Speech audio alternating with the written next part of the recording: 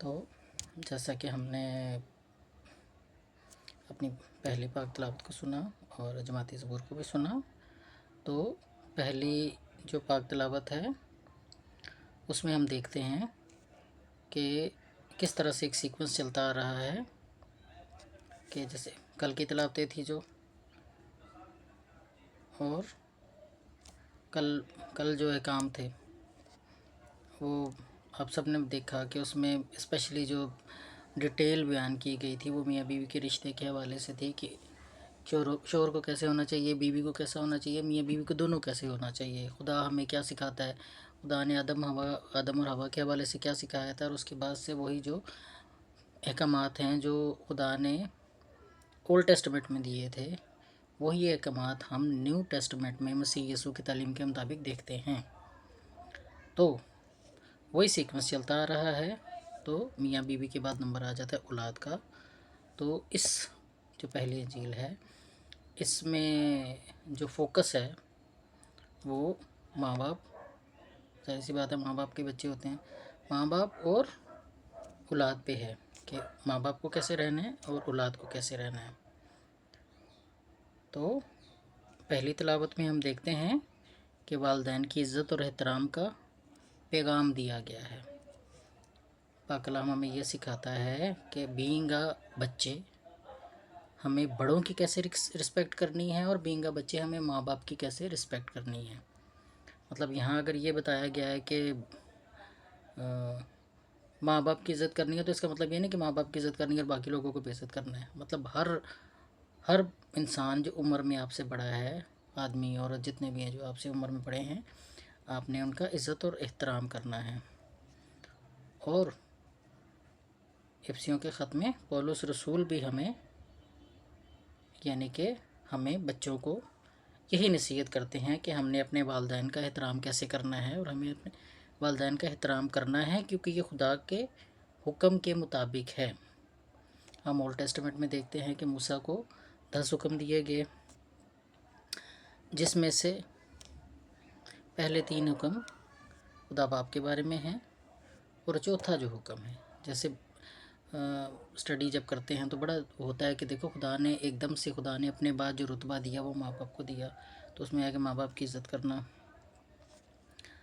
تو پولس رسول لکھتے ہیں کہ کیونکہ یہ خدا کے حکم کے مطابق ہے، تو ہم پر یہ فرض ہے کہ ہم نے اپنے ماں باپ کی عزت کرنی ہے، بڑوں کی عزت کرنی ہے، اور اسی طرح سے بینگا ماں باپ بھی ہمارا فرض ہے کہ ہم نے اپنے بچوں کو سمجھنا ہے، ان کو دھتکارنا نہیں ہے، ان سے پیار اور شفقت سے پیش آنا ہے، اور ان کی تربیت عین کلام کے اصولوں کے مطابق کرنی ہے۔ اور یہ جبھی ممکن ہوگا کہ جب ماں باپ خود کلام کے قریب ہوں گے، تو وہ کلام کے اصولوں کے مطابق کلام کے طریقے سے بچوں کی پرورش کریں گے۔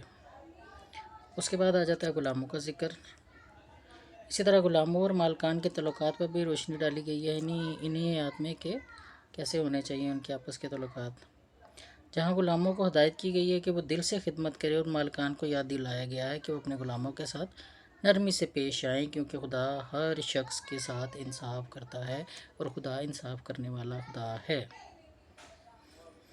آج کی تلاوت سے ہمیں یہ سبق ملتا ہے کہ ہمیں باہمی عزت، وفاداری اور محبت کے اصول سیکھنے ہیں، اور اس بات پر پولس رسول زور دیتا ہے کہ ہمیں خدا کی مرضی کے مطابق اپنی زندگی بسر کرنی چاہیے۔ اس سے ہمیں یہ بھی سبق ملتا ہے کہ خدا ہر شخص کو ایک ہی نگاہ سے دیکھتا ہے، چاہے وہ مالک ہو یا خادم، خدا کی نظر میں سب برابر ہیں۔ زبور نویس آج کے زبور میں، زبور 144 میں خدا کی عظمت اور اس کی حفاظت کی تعریف کرتا ہے۔ اس میں بتایا گیا ہے کہ خدا اپنے لوگوں کو دشمنوں سے محفوظ رکھتا ہے اور ان کو برکت دیتا ہے۔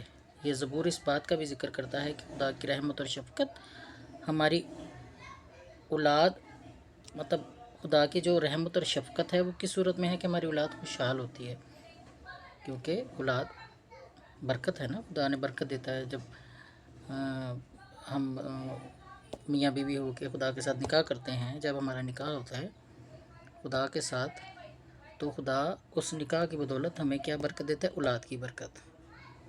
تو خدا جو ہم سے پیار کرتا ہے اس پیار کے بدلے میں ہمیں اولاد دیتا ہے۔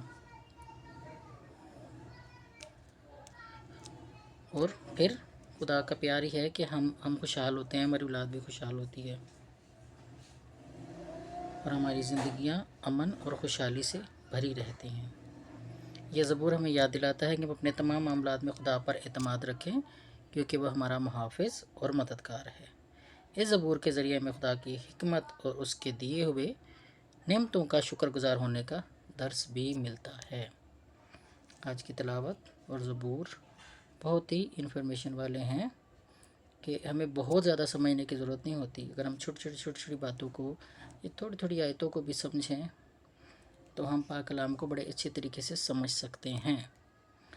تو میری دعا ہے کہ خدا باپ ہمیں اپنے روح القدس کے وسیلے سے پاک کلام کو سمجھنے کی عقل اور دانائی دے، مجھے بھی اور آپ کو بھی۔ تو ہم مل کے اس کو پڑھتے بھی ہیں اور سمجھتے بھی ہیں۔ تو ابھی ہم چلتے ہیں اپنی دوسری تلاوت یعنی کہ انجیل مقدس کی طرف۔